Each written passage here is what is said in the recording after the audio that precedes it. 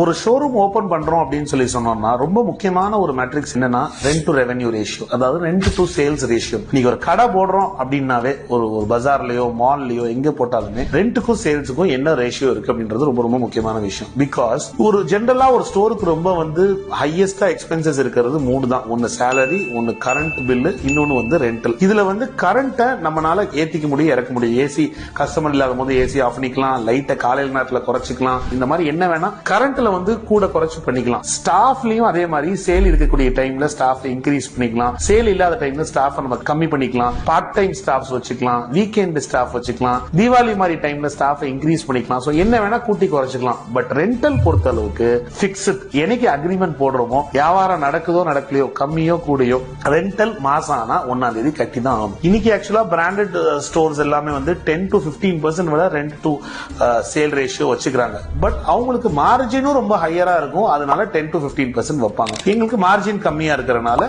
5 to 6% வைப்போம். So இது ஒரு பர்டிகுலர் ஃபார்முலா இருக்குன்னு நம்ம சொல்ல மாட்டோம். நம்ம வைக்கிற மார்ஜினுக்கு இவ்வளவு பெர்சன்டேஜ் தான் நம்ம ரெண்டலுக்கு கொடுக்க முடியும் அப்படின்றத பிக்ஸ் பண்ணிட்டா at any given point of time this is a fixed expense. Sale நடக்கிறதுக்கு முன்னாடியே கண்டிப்பா இவ்வளவாவது சேல் நடக்கும், அதுல நான் இவ்வளவு பெர்சன்டேஜ் தான் நான் ரெண்டுக்குன்னு ஒதுக்க முடியும்ன்றத பிக்ஸ் பண்ணிக்கணும். அந்த பெர்சன்டேஜ்க்குள்ளாரதான் நம்ம கேம் போதான்றத பார்த்துக்கிட்டே இருக்கணும். அது எங்கேயாவது தவறுச்சுன்னா கண்டிப்பா அந்த இடத்துல நம்ம கோர்ஸ் கரெக்ஷன் எடுத்து தான் கொண்டு போகணும். அப்படி இல்லைன்னா நம்மளுக்கு ஒரு பெரிய பிளண்டர் ஆயிடும் ரீட்டைல் பிசினஸ்ல.